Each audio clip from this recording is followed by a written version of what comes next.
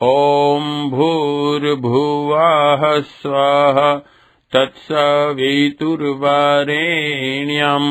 भर्गो देवस्य धीमहि धियो यो नः प्रचोदयात्।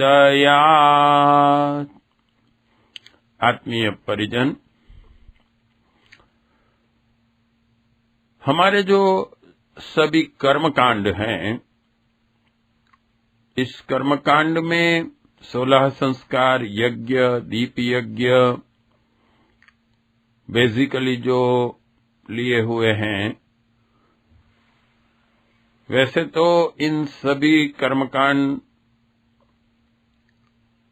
हमारी जो कर्मकांड भास्कर वगैरह बुक हैं उनमें दिए हुए हैं, लेकिन शांतिकुंज हरिद्वार की ओर से कुछ विशेष छोटी छोटी बुक, और वो भी स्पेशली फॉर दैट पर्टिकुलर कर्मकांड, जैसे कि एक छोटी बुक जन्मदिन महोत्सव इस तरह मनाएं, जिसकी ऑडियो बुक हम सुनने जा रहे हैं, हमको मार्गदर्शन के लिए बनाई गई है। स्पेशली उसमें जो कार्यकर्ता ये कर्मकांड करा रहे हैं उनके लिए मार्गदर्शन है कि कौन सी प्रेरणाएं उन्हें उस वक्त देनी है, क्या प्रवचन करना है, क्या क्या कर्मकांड में क्या क्या प्रेरणाएं हैं, वो कैसे समझाएं, ये सब मार्गदर्शन इन बुक्स में दिए गए हैं। तो आइए, यह जो ऑडियो बुक हम सुनने जा रहे हैं वो जन्म दिवस कैसे मनाया जाए, यज्ञ, दीप यज्ञ, 16 संस्कार, इन 16 संस्कारों को संक्षिप्त करके परम पूज्य गुरुदेव ने हमें दिया। उसमें 2 महत्व के ऐसे पर्व जिसे कहा जाए कि जो अपने लिए हैं, और आजकल इन दोनों में विदेशी विचारधाराएं और विदेशी पद्धतियां इसे कैसे मनाया जाए उसमें बहुत बुरी तरीके से घुस गई हैं। तो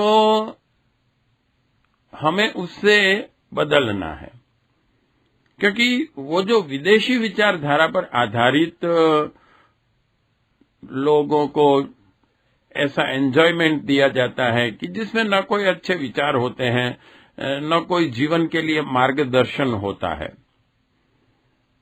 वो है जन्मदिन महोत्सव और लग्न दिन महोत्सव। इन दोनों को हमें भारतीय संस्कृति की जो प्रेरणाएं हैं, और परम पूज्य गुरुदेव ने इस युग के अनुरूप कुछ विशेष कर्मकांड हमें दिए हैं। यज्ञ के साथ संपन्न करना है या तो दीप यज्ञ के साथ संपन्न करना है, और ये बहुत ही इम्पोर्टेंट है, क्योंकि आजकल हम देखते हैं कि केक काटना और दिए बुझाना, दिए तो नहीं, वो जो कैंडल्स होते हैं वो भी जहरीले होते हैं। इन सब प्रक्रियाओं से न कोई एनवायरनमेंट को फायदा मिलता है, न व्यक्तिगत कोई फायदा होता है, न कोई जीवन के लिए अच्छी प्रेरणा मिलती है। बस लोग सब जोकर जैसे कुछ कपड़े वगैरह, टोपी वगैरह पहन के आनंद मनाते हैं, लेकिन कोई उसमें प्रेरणा नहीं होती है। तो गुरुदेव ने इन दोनों के साथ बहुत अच्छे विचार वगैरह संपन्न कर दिए। तो आइए हम इसकी ऑडियो बुक्स सुने, जिसका टाइटल है जन्म दिवसोत्सव इस तरह मनाएं। ऑडियो बुक जन्म दिवोत्सव इस तरह मनाएं। लेखक वेदमूर्ति तपोनिष्ठ पंडित श्री राम शर्मा आचार्य जी। प्रकाशक युग Nirman Yojana Vistar trust, Gayatri Tapobhumi, Mathura 3। Phone 0565 2530-128 and 2530-0399। लेखक पंडित श्री राम शर्मा आचार्य। युग निर्माण योजना मथुरा। मशाल का सिंबल यहाँ प्रिंट किया गया है। मूल्य 5 रुपीज। सन 2096। मुद्रक Yug Nirman Yojana press, Gayatri Tapobhumi, Mathura 3। Audio books start from here. जन्म दिवोत्सव इस तरह मनावे। मनुष्य का जन्म भगवान का सबसे बड़ा उपहार है। सृष्टि में लाखों करोड़ों योनियां हैं। धरती पर रहने वाले, आकाश में उड़ने वाले और जल में निवास करने वाले अगणित प्रकार के पशु पक्षी कीट पतंग जीव जंतु इस संसार में रहते हैं। उनमें से किसी को भी वे सुविधाएं नहीं मिली जो मानव प्राणी को प्राप्त हैं। व्यवस्थित रीति से बोलने और सुसंगत रूप से सोचने की क्षमता मनुष्य के अतिरिक्त और किसी को नहीं मिली है। शरीर यात्रा की समस्या को सुलझाने में ही अन्य प्राणी अपना समस्त जीवन व्यतीत करते हैं। फिर भी आहार, निवास एवं सुरक्षा की उलझनें बनी ही रहती हैं। समाज में पारस्परिक सहयोग से भी उन्हें वंचित रहना पड़ता है। चिकित्सा, वाहन, मनोरंजन, न्याय, गृहस्थ, वस्त्र, उपार्जन आदि की सुविधाएं उन्हें उपलब्ध कहाँ है? अनेकों प्रकार की जो सुविधा सामग्री मनुष्य को प्राप्त हैं, वे उन बेचारों के भाग्य में कहाँ है? बुद्धि का विकास न होने से विचारना एवं भावना क्षेत्र में मिल सकने वाले उल्लास आंदोलनों से तो एक प्रकार से वंचित ही है। उनकी तुलना में मनुष्य कितना अधिक सुखी और साधन संपन्न है, इस पर बारीकी से विचार किया जाए तो यही प्रतीत होता है कि भगवान ने हमें सृष्टि का सर्वोच्च प्राणी बनाया है और सर्वोपरि साधन सुविधाएं प्रदान की है। मनुष्य की तुलना में देवताओं की क्षमता और सुविधा बढ़ी चढ़ी मानी जाती है। धरती की तुलना में स्वर्ग में आनंद उल्लास के साधन अधिक हैं। इस मान्यता के कारण मनुष्य की लालसा यही बनी रहती है कि उसे इस जन्म के बाद देव योनि प्राप्त हो, स्वर्ग में जाने का अवसर मिले। देवताओं जैसा स्वर्ग जैसा आनंद इस धरती के मनुष्यों को प्राप्त नहीं, इसीलिए अधिक सुखी बनने की स्वाभाविक इच्छा के अनुरूप यह सोचना उचित ही है कि हमें स्वर्गीय जीवन जीने का अवसर मिले।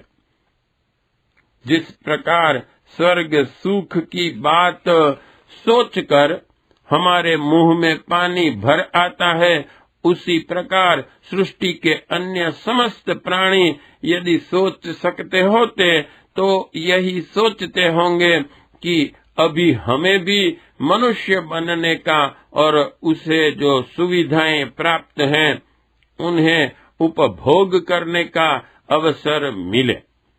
सचमुच सृष्टि के अन्य प्राणियों की तुलना में मनुष्य जीवन के सुख का मूल्यांकन किया जाए तो उससे कहीं अधिक अंतर मिलेगा जितना मनुष्य और देवताओं के बीच है।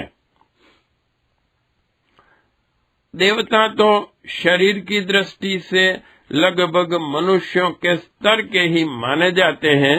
उन्हें केवल कुछ सुविधा साधन अधिक प्राप्त हैं, परंतु कीट पतंगों और तुच्छ जीवों की तुलना में मनुष्य जीवन का अंतर बहुत अधिक है।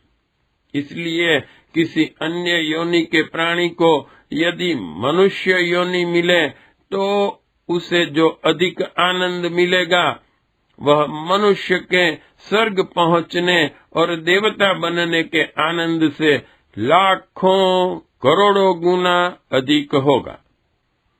वह जीव मनुष्य योनि में प्रवेश करते ही अपने सौभाग्य की इतनी अधिक सराहना करेगा जो हमें स्वर्ग मिलने की तुलना में निश्चय ही अप्रत्याशित रूप से अधिक होगी। यों छूट-फूट, अभाव, असुविधाएं और कठिनाइयां मनुष्य जीवन में भी बनी रहती हैं और कितने ही मनुष्य इस तिल को ताड़ बनाकर निरंतर दुखी भी बने रहते हैं। इतने पर भी यदि विशाल दृष्टि से सोचा देखा जाए तो प्रतीत होगा कि दुखी दरिद्र समझा जाने वाला व्यक्ति भी अन्य जीव जंतुओं की तुलना में अधिक सुखी है। यही कारण है कि हमें मरने से डर लगता है।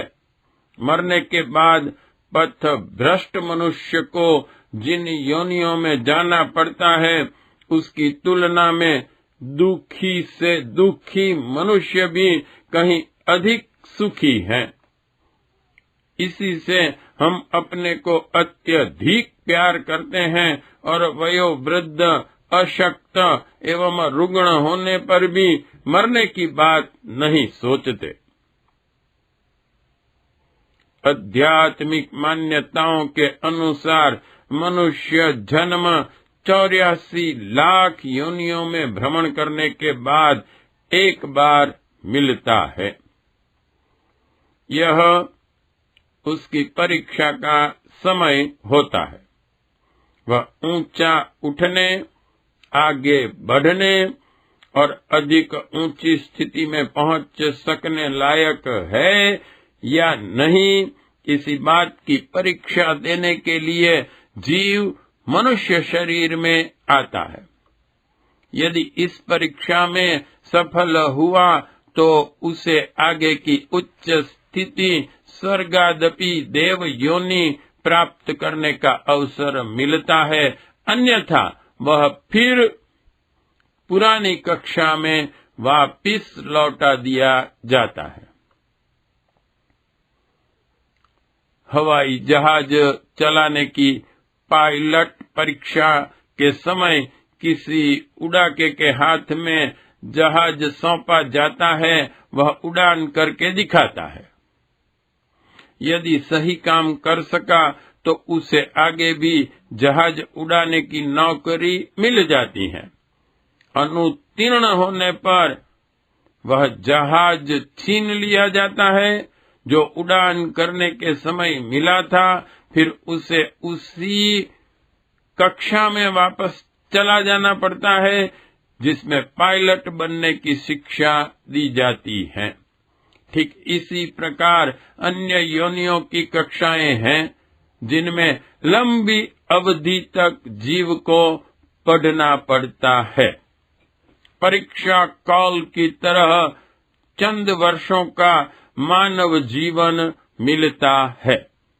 भगवान उसकी प्रत्येक गतिविधि को बड़े ध्यान से देखता है, उसकी विचारणा और क्रिया पद्धति को परखता है। इसी आधार पर वह नंबर देता चलता है। यह नंबर यदि उत्तीर्ण होने योग्य होते हैं तो उसे आगे बढ़ने की, अधिक ऊंची स्थिति प्राप्त करने की सुविधा मिलती है। अन्यथा अनुत्तीर्ण होने पर उसे उसी पिछली कक्षा में अधिक अभ्यास करने के लिए वापस भेज देता है, नीच योनियों में धकेल देता है। संसार का एक निश्चित नियम यह है कि जैसे जैसे स्तर उठता है, पदोन्नति होती है, वैसे वैसे ही उसके कंधों पर जिम्मेदारी अधिक आती है। चपरासी की तुलना में अफसर की, सैनिक की तुलना में कप्तान की, बच्चे की तुलना में प्रौढ़ की, नागरिक की तुलना में नेता की और पशु की तुलना में मनुष्य की जिम्मेदारी अधिक है। पदोन्नति का आधार ही अधिक उत्तरदायित्व वहन कर सकने की क्षमता है। पशु कोई नैतिक एवं सामाजिक मर्यादा पालन करने के लिए बाध्य नहीं। वे नंग घड़ंग फिरते रहते हैं, अश्लील चेष्टाएं खुलेआम करते हैं, पराई वस्तु को खाने में संकोच नहीं करते, पर मनुष्य को इस प्रकार का व्यवहार करने की छूट नहीं है। विद्यार्थी की उच्छृंखलता उपेक्षणीय हो सकती है, पर यदि प्राध्यापक लोग वैसी अनुशासनहीनता बरतें तो यह बहुत बुरी बात होगी। मनुष्य जिस प्रकार की संकीर्णता और स्वार्थपरता बरतते हैं, वैसे ही यदि इंद्र, वरुण, वायु, अग्नि, सूर्य, चंद्र आदि बरतने लगे तो इस सृष्टि का क्रम क्षण भर में अस्त व्यस्त हो जाए। बड़प्पन निश्चय ही एक बड़ी जिम्मेदारी लेकर आता है और उसमें थोड़ी सी भी भूल बड़ी घातक सिद्ध होती है। नेताओं की भूलें उसके अपने सीमित क्षेत्र में ही दुष्परिणाम उत्पन्न करती हैं। इसलिए बड़ों की छोटी गलतियां भी उन्हें भारी दंड भोगने की स्थिति में पहुंचा देती हैं। फौजी कप्तान छोटी सी लापरवाही करने पर गोली से उड़ा दिया जाता है। गलती करने वाले शासक दृष्टाओं की भी ऐसी दुर्गति होती है।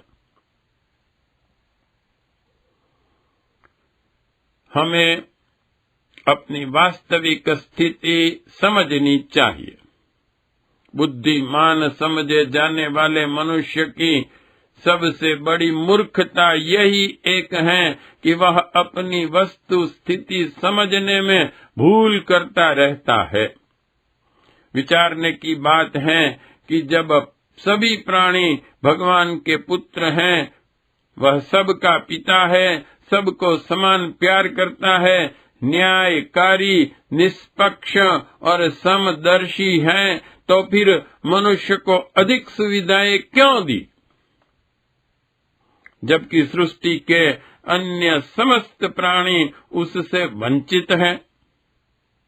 कोई मनुष्य पिता जब अपने बच्चों को लगभग समान सुविधा देता है, तब भगवान अपनी संतान को ऐसी स्थितियों में क्यों रखता जिसमें जमीन आसमान का अंतर है? इस प्रश्न का उत्तर प्राप्त करने के लिए बैंक चपरासी तथा बैंक मैनेजर की स्थिति को समझना होगा। मैनेजर को बैंक अधिक वेतन और अधिक सुविधाएं इसलिए देती हैं ताकि वह अधिक बड़ी जिम्मेदारी को ठीक तरह निभा सके। लाखों रुपया बैंक मैनेजर के दस्त खातों से क्षण भर में इधर उधर हो सकता है, पर वह अपनी जिम्मेदारी ठीक तरह निभाने की योग्यता सिद्ध करता है। इसी से ऊंचा पद एवं ऊंचा वेतन प्राप्त करता है। पुलिस सुपरिटेंडेंट, कलेक्टर आदि अफसरों के हाथ में बड़े अधिकार रहते हैं। वे उन अधिकारों को स्वार्थपरता की पूर्ति के लिए स्वच्छंदतापूर्ण उपयोग करने लगे तो संकट उत्पन्न हो जाए।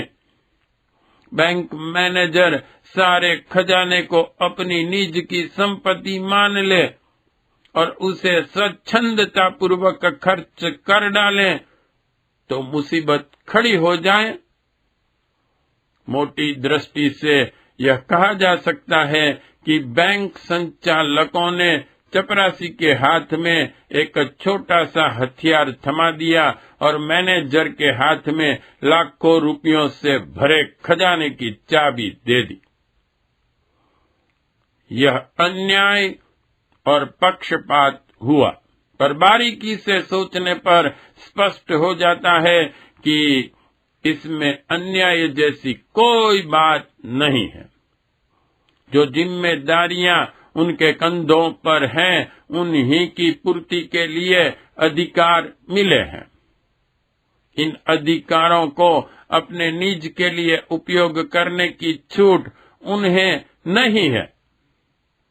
अपने लिए तो वे अपने निर्वाह के लिए आवश्यक मात्र से सीमित वेतन ही प्राप्त कर सकते हैं।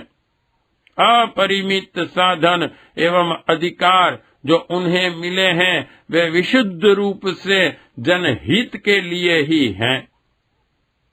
निर्धारित वेतन से अधिक मात्रा में कोई बैंक मैनेजर अपने अधिकार के खजाने में से खर्च करने लगे तो उसे न्यायालय द्वारा कठोर दंड का भागी बनना पड़ेगा। हम मानव प्राणी कहने को तो मनुष्य हैं, पर जीवन की वस्तु स्थिति को समझने में भारी भूल करते रहते हैं। हम समझते हैं कि जो कुछ सुविधाएं प्राप्त हैं वे विशुद्ध रूप से हमारे निज के उपयोग के लिए हैं। सृष्टि के अन्य प्राणियों की तुलना में हमें जो अधिक सुविधापूर्ण स्थिति मिली हुई है उसका उपयोग हमें अपनी निज की वासनाओं एवं इच्छाओं की पूर्ति में ही करना चाहिए। किया भी यही जाता है। औसत मनुष्य की आकांक्षाओं और गतिविधियों का लेखा खोजा लिया जाए तो यही दृष्टिगोचर होगा कि वह अपने सीमित स्वार्थ की परिधि में ही सोचता है। उसकी आकांक्षाएं इंद्रिय सुखों एवं लोभ, मोह एवं अहंकार से भरी तृष्णाओं की पूर्ति तक सीमित हैं। वह जो कुछ सोचता है, जो कुछ चाहता है, जो कुछ करता है, वह इसी धुरी पर घूमता है। यह अपना स्वार्थ एक छोटी परिधि तक और आगे बढ़ सका तो वह स्त्री इसके बाद बच्चों तक बढ़ जाता है। पूरे परिवार तक भी वह नहीं फैल पाता। माता पिता, भाई बहन, चाचा ताऊ, भाभी भतीजे, बुआ दादी आदि घनिष्ठ कुटुंबियों तक भी वह स्वार्थ बढ़ नहीं पाता। स्त्री बच्चों जैसी अधिक सुविधा प्राप्त करने वाले एवं शरीर से अधिक संबंधित स्वजनों तक से बहुत बार बहुत हद तक स्वार्थपूर्ण व्यवहार करता है।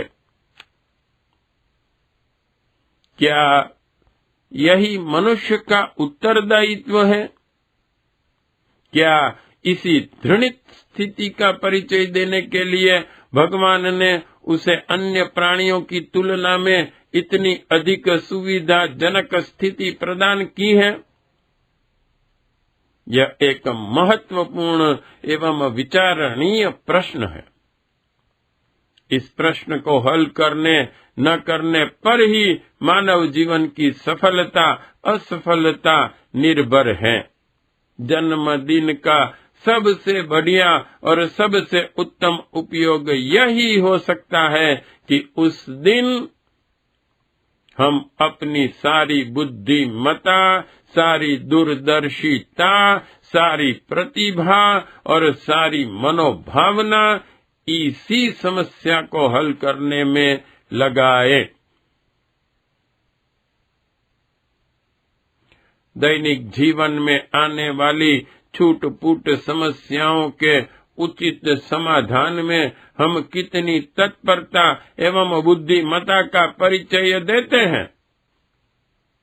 बड़ी बड़ी उलझनों को हम जिस चतुरता के आधार पर हल कर लेते हैं, उसी प्रकार क्या हम जीवनोद्देश्य और उसकी सफलता के प्रश्न को हल नहीं कर सकते? निश्चय ही कर सकते हैं।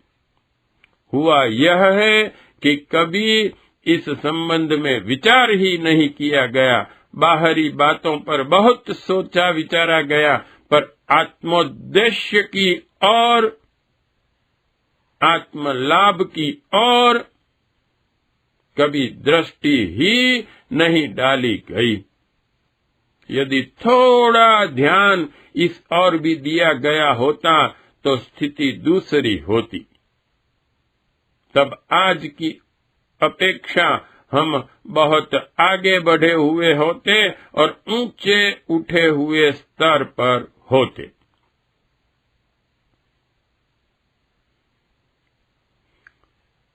पात्रता सिद्ध करें।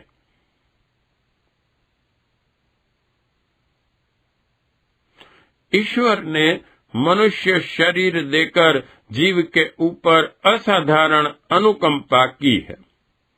जब उसका काम है कि इस सुविधा का स्वरूप समझें और उसका उपयोग कर सकने को अपनी पात्रता सिद्ध करें। यदि हमें जीवन प्राप्त है तो उसे जीने की कला भी आनी चाहिए। खेद इसी बात का है कि इस धरती पर 300 करोड़ मनुष्य रहते हैं, पर उनमें से उसका सदुपयोग कर सकने वाले 3 करोड़ भी न होंगे। यही कमी है जिसने व्यक्ति और समाज की सुख शांति का अपहरण कर दुख दुर्भाग्य की विभीषिका खड़ी कर दी है। व्यक्तित्वों के सुव्यवस्थित न होने के फलस्वरूप समाज में अगणित प्रकार की विकृतियां उत्पन्न होती हैं और उनके फलस्वरूप विविध उलझने, समस्याएं, आपत्तियां एवं विभीषिकाएं बढ़ती हैं। संसार के हर क्षेत्र में आज विषम परिस्थितियां प्रस्तुत हैं और इतनी भयानक उलझनें खड़ी हैं जो सुलझाने में नहीं आती। उसका एकमात्र कारण व्यक्तियों का सुसंतुलित एवं सुविकसित न होना ही है।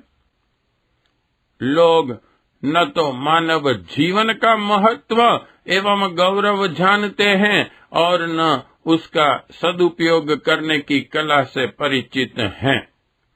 यह कमी जब तक बनी रहेगी तब तक व्यक्ति और समाज के सम्मुख उपस्थित वर्तमान कठिनाइयों में कमी होना दूर, उल्टे वे बढ़ती ही रहेंगी। आज की सबसे बड़ी युग आवश्यकता यह है कि मनुष्य को उसके स्वरूप एवं कर्तव्यों का बोध कराया जाए तथा जिंदगी जीने की कला का वैज्ञानिक ढंग से प्रशिक्षण किया जाए। यही तत्व ज्ञान अध्यात्म एवं धर्म के नाम से पुकारा जाता है। आज इस तत्व ज्ञान ने भी विकृत रूप धारण कर लिया है और उसका क्षेत्र धर्म ध्वजी वर्ग की आजीविका एवं प्रतिष्ठा बनाए रखना मात्र रह गया है। यह स्वरूप बदला जाना चाहिए। जनसाधारण को जिंदगी जीने की कला के रूप में अध्यात्म तत्व ज्ञान की शिक्षा दी जानी चाहिए। इस आवश्यकता की जितने अंशों में पूर्ति हो सकेगी उतनी ही व्यक्तिगत प्रगति, समृद्धि तथा सामाजिक सुख शांति का प्रयोजन पूर्ण होगा।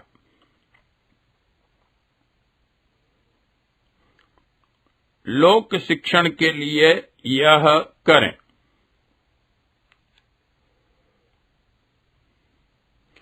इस उद्देश्य की पूर्ति के लिए लोक शिक्षण का साहित्य बड़े परिमाण में बने और फैले, उसकी आवश्यकता तो है ही, साथ ही यह भी अपेक्षित है कि जन जन को प्रेरणाप्रद उत्साह भरे वातावरण में ऐसा कुछ सिखाया समझाया जा सके जिससे वह आत्मचिह्न, आत्मशोधन, आत्मनिर्माण एवं आत्म विकास के लिए अधिकाधिक सोचें, विचारें और जो करना चाहिए, जो अपनाया जाना चाहिए, उसके लिए तत्परता पूर्वक अग्रसर हो सकें। यह कार्य जन्म दिवस समारोह मनाने की प्रक्रिया के साथ जितने अच्छे ढंग से हो सकता है उतना और किसी प्रकार से नहीं। संसार के सभी सभ्य देशों में व्यक्तियों के जन्मदिन मनाए जाते हैं। उस दिन मित्रगण पुष्प आदि के उपहार भेंट करने आते हैं।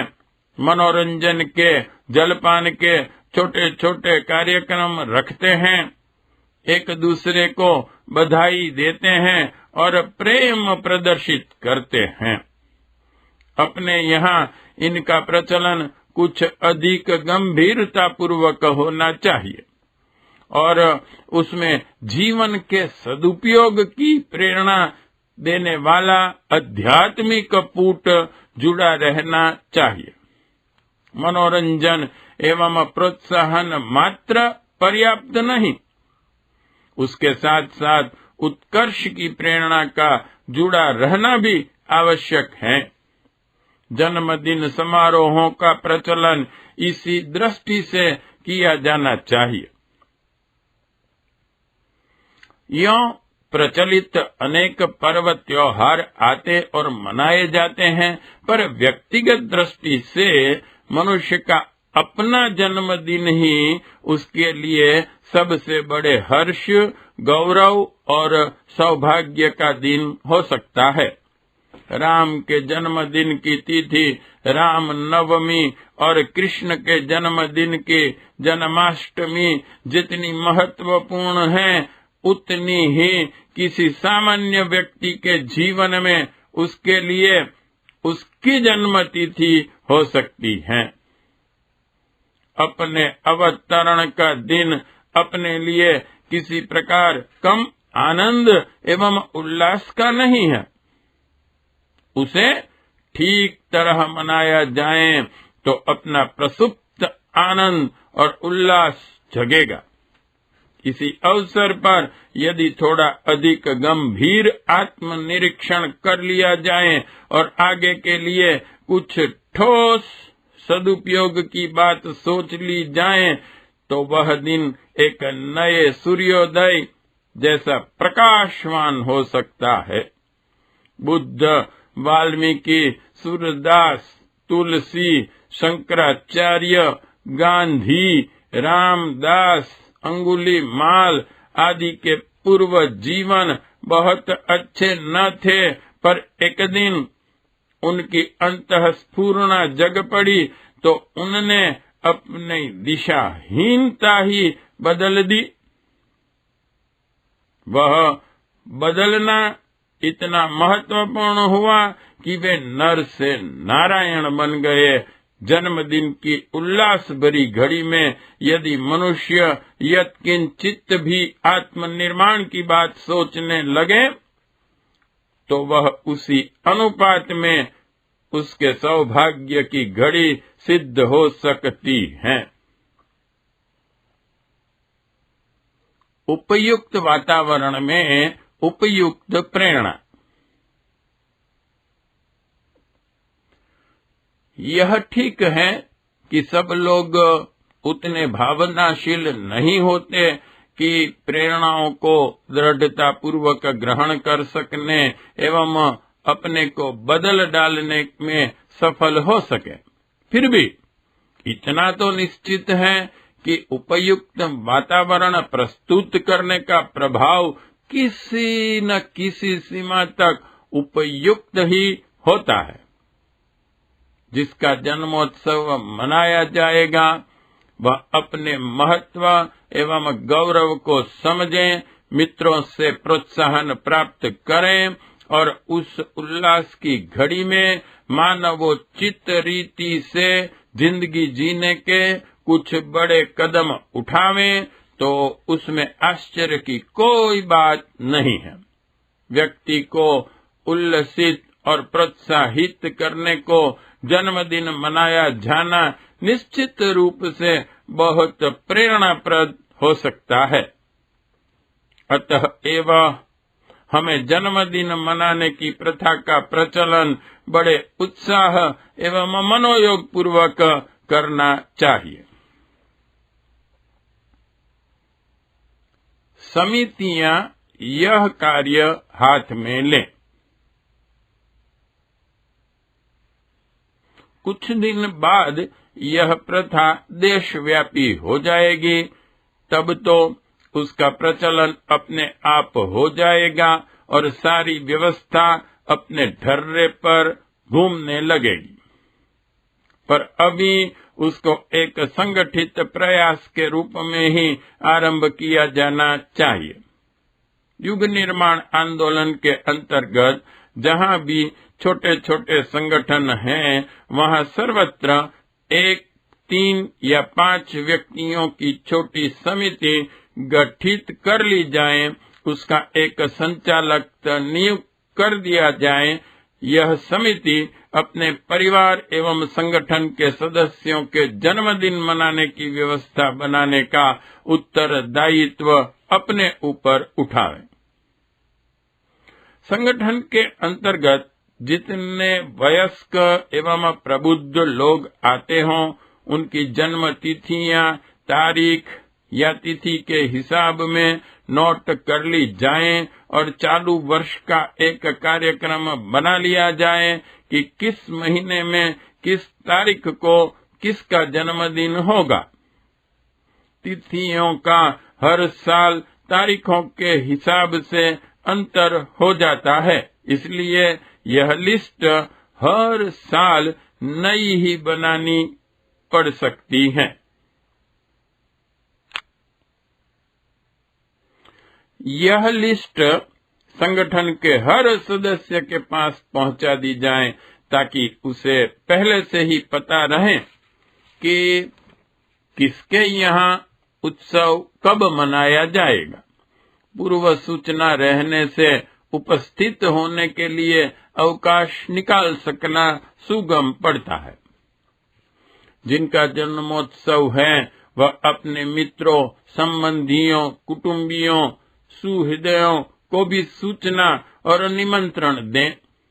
इस प्रकार शाखा सदस्यों के अतिरिक्त निजी संबंध के व्यक्ति भी उस अवसर पर उपस्थित होंगे। यह उपस्थिति जितनी अधिक होगी, आयोजन उतना ही आकर्षक, प्रभावशाली एवं प्रेरणाप्रद बन जाएगा। उपस्थित लोग भी प्रेरणा ग्रहण करेंगे। इस प्रकार यह उत्सव एक व्यक्ति के लिए ही नहीं, वरन उपस्थित सभी लोगों के लिए प्रेरणा एवं प्रकाश देने वाला बन जाएगा।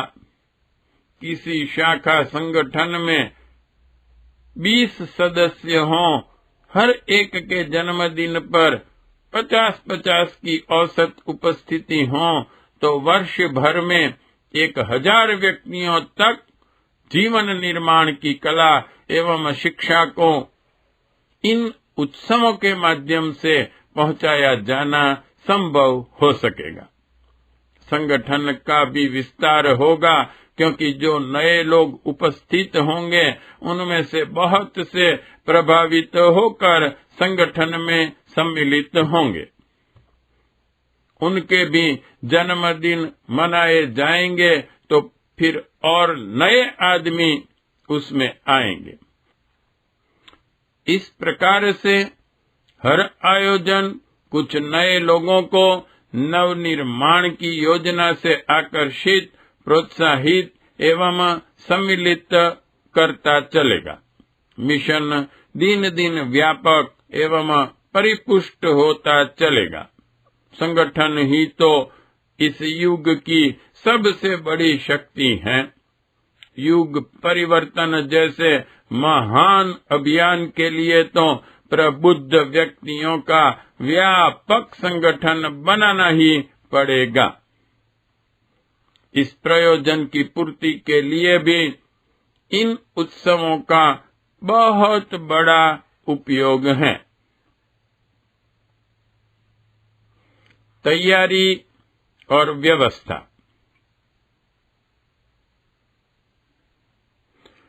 आयोजन का समय 2 या 3 घंटे का रखा जाए। इसमें आधा समय धार्मिक कर्मकांड के लिए और आधा प्रेरणाप्रद प्रवचनों के लिए सुनिश्चित रहे। इस कार्य में घड़ी का सही उपयोग किया जाए। दोनों में से किसी विभाग में इतना अधिक समय न लगे कि दूसरी बात को अधूरा छोड़ना पड़े। प्रातः 9 बजे से पूर्व अथवा सायंकाल सूर्यास्त के बाद का समय सबके लिए सुविधा का रहता है। नौकरी, व्यवसाय या अन्य काम करने वाले प्रायः 9 बजे बाद ही अपने कामों पर जाते हैं और दिन छिपे तक घर आ जाते हैं। सुविधा के समय आयोजन रहे तो अधिक लोग आसानी से उपस्थित हो सकते हैं। जन्मोत्सव के धार्मिक कर्मकांड में गायत्री हवन, सामूहिक प्रार्थना, गायन, युग निर्माण के सत्संकल्प का सामूहिक पाठ आदि प्रमुख हैं। उसके लिए हवन वेदी को रंग बिरंगे चौक पूर कर सजाया जाए। हो सके तो बांस गाड़कर रंगीन कपड़े का झल्लर लगा हुआ मंडप बना लिया जाए। वंदन वार, पल्लव, पुष्प, झंडियां, महापुरुषों के चित्र, आदर्श वाक्य आदि से यह स्थान सुसज्जित कर दिया जाए। वातावरण जितना आकर्षक होगा उतना ही प्रभावशाली भी रहेगा।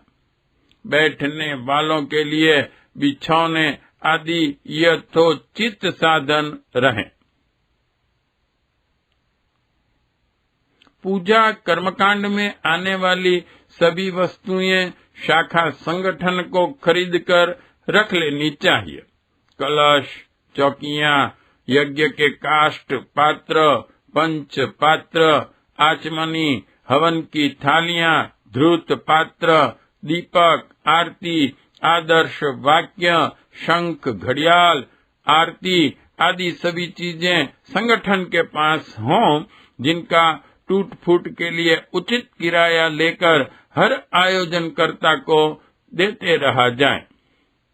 ले जाने और वापिस करने की जिम्मेदारी भी उसी की रहे। हवन के उपयुक्त सूखी समिधाएं तथा हवन सामग्री विक्रय के लिए प्रस्तुत रहें। रोली, चावल, कलावा, गंध, अक्षत, अगरबत्ती, पुष्प, यज्ञोपवीत, चंदन आदि जो चीजें बार बार काम में आती हैं वह भी शाखा में उपलब्ध रहें। उत्सव मनाने वाले को तो पंचामृत के लिए दूध, दही, पुष्प, घी आदि तत्काल मिल सकने वाली वस्तुओं को ही मंगाने के लिए कहा जाए, जिससे उसे दौड़ धूप की परेशानी न उठानी पड़े। नए कार्यकर्ताओं का प्रशिक्षण।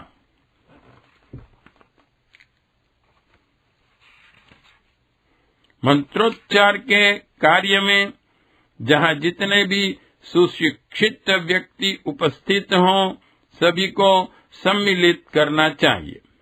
विधि विधान की इतनी पुस्तकें शाखा के पास रहनी चाहिए कि उन्हें सभी शिक्षित लोगों में वितरित किया जा सके।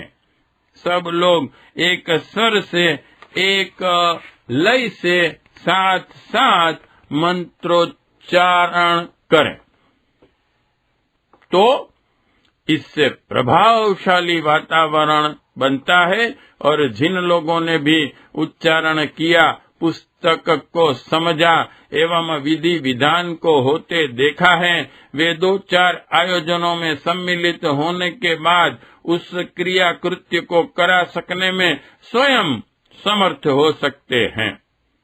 आगे चलकर कुछ दिन बाद जब सांस्कृतिक पुनरुत्थान की आवश्यकता अनुभव की जाएगी और समाज को सुसंस्कृत बनाने के लिए संस्कारों का व्यापक प्रचलन होगा, तब सबसे अधिक प्रचलित जन्म दिवोत्सव ही होगा। अन्य संस्कार तो यदा कदा ही होते हैं, पर जब हर घर में हर व्यक्ति का हर साल उत्सव मनाया जाएगा, तब उसके विधान कराने वालों की भी बड़ी संख्या में आवश्यकता होगी। उसकी अभाव पूर्ति वे ही लोग करेंगे जो आज मंत्रोच्चारण में सहायक के रूप में पुस्तकें हाथ में पकड़ने से अपना प्रशिक्षण आरंभ कर रहे हैं। उत्सव के साथ साथ नए प्रशिक्षित कार्यकर्ता तैयार करने का क्रम भी साथ साथ चलते रहना चाहिए। ऐसा न हो कि एक पंडित ही सारा विधि विधान कराता रहे और बाकी लोग बुत की तरह उसके मुंह को देखते रहें। मंत्रोच्चारण की भांति प्रवचन, उद्बोधन भी आवश्यक है। जन जागरण के लिए जन्मोत्सवों के दिन जितने प्रभावशाली ढंग से कहा सुना जा सकता है, उतना अन्य किसी अवसर पर नहीं। जीवन को सफल, सार्थक, समृद्ध, सुसंस्कृत, सुखी, समुन्नत कैसे बनाया जाए, इस समस्या के अगणित पहलू हैं और उन सभी पर प्रकाश डाला जाना चाहिए। अब तक लोग भजन, तीर्थ यात्रा आदि में जीवन की सार्थकता मानते रहे हैं, पर यथार्थ बात इससे सर्वथा भिन्न है। भजन भी जीवन साधना का एक महत्वपूर्ण अंग है, पर उसे समग्र सर्वांगपूर्ण नहीं कहा जा सकता। गुण, कर्म, स्वभाव का परिष्कार, दृष्टिकोण में आदर्शवादिता एवं दूरदर्शिता का समन्वय, उदारता, सहृदयता एवं सेवा भावना का अभ्यास, श्रमशीलता, नियमितता एवं व्यवस्था, नम्रता, मधुरता एवं प्रसन्नता, धैर्य, साहस एवं संतुलन, आशा एवं उत्साह आदि अनेक विशिष्टताओं से समन्वित जीवन ही सार्थक एवं अनुकरणीय कहा जा सकता है। व्यक्तित्व के सर्वांगीण विकास को ही जीवन साधना कहना चाहिए और उसी के फल स्वरूप मनुष्य भौतिक एवं आध्यात्मिक विभूतियों को प्राप्त कर सकने का अधिकारी बनता है। यह तथ्य हमें भली प्रकार समझना और समझाना चाहिए। जन जागरण का यही लक्ष्य है। साउंड ट्रैक नंबर 1 समाप्त।